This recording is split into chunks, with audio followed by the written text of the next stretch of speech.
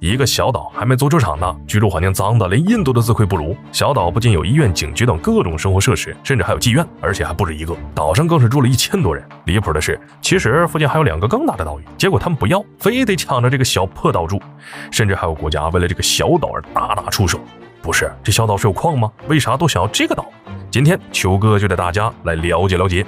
米金哥岛位于非洲维多利亚湖，在肯尼亚和乌干达边界线，属于肯尼亚。小岛的面积不大，只有2000平米。虽然它不是最小的岛屿，但它绝对是这世界上最拥挤的小岛。半大点的地方居然居住着上千人，这什么概念？平均下来，一人也才2平方米。连张1.8米的床都放不下，稍微高点的睡觉都得蜷缩着身子。为了能住下更多人，岛上没有植被，有的只有一座阿姨做的铁皮房。关键是这铁皮房隔音还差，稍微做点什么双人运动，隔壁听的是一清二楚。另外，因为铁皮房全挤在一起，为了方便走路，才勉强挤出一条过道来。不过，虽然住的条件差了点，但却不妨碍这个小岛有各种生活设施，什么餐厅啊、酒吧啊，就连警局、医院它都有。甚至你家楼下有啥，它也有；你家楼下没有的，它还是有。比如说教堂，不止一家的妓院啥的。等工作一天的岛民晚上回来的时候，就能让身体和灵魂得到双重享受。就这么个小岛，岛上的人不想走，岛外的人疯狂想进来，这究竟是为啥呢？一个还没半个足球场大的小岛，却住着上千人，不是他们是没地方能居住的吗？为啥都要跑到这个小岛上来？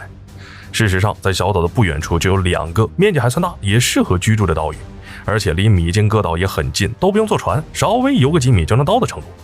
但当地人死活就是不肯去这2座岛，为什么呢？一是因为受当地传说影响，说这2个岛上有不干净的东西，是魔鬼之岛，只要踏入那2座岛就容易倒大霉，吓得渔民根本不敢去，更别说在那儿住了。当然，最主要的原因还是因为在米金哥岛上赚钱呢。你以为岛上的人都是些穷人吗？恰恰相反，他们的收入是当地人不知道多少倍。而他们是怎么做到的呢？因为在上个世纪，也不知道谁把尼罗河鲈鱼带到了维多利亚湖，导致当地生态平衡被打破，造成当地不少鱼类灭绝。但意外的是，欧洲人特别喜欢吃这种鱼，需求量相当的大，所以就不少渔民跑到维多利亚湖捕鱼挣钱。而恰巧米金哥岛附近的水域最盛产尼罗河鲈鱼、罗非鱼等，光靠捕鱼，他们1个星期赚的钱就抵得上当地2-3个月的收入。好家伙呀，怪不得当地人争着抢着都要来岛上居住，就算条件再差，他们也丝毫不介意。合着这巴掌大点的小岛真有矿啊！难住怎么样？毕竟是赚钱嘛，不哈碜。然而，也就是因为这庞大的利益，也引来了2个国家大打出手，甚至还爆发了一场战争。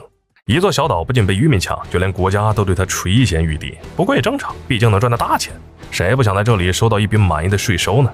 而为了争抢米金哥岛而大打出手的就是肯尼亚和乌干达。过去的米金哥岛还只是边界线附近一个不起眼的小岛，肯尼亚和乌干达也没有在意过它。但谁能想到，偏偏就是这么个小地方，成为了外来物种的聚集地。最关键的是，这外来物种还特别赚钱，这下2个都不淡定了，纷纷表示这岛自古以来就是他们的领土，尤其是肯尼亚，态度异常的激动啊！不激动也没办法啊，本来维多利亚湖他就没分到多少，好不容易来个金蛋，那可不得留在自己兜里。肯尼亚要拿走，乌干达也不答应，毕竟家里穷，能赚一点是一点。总之2国互不相让。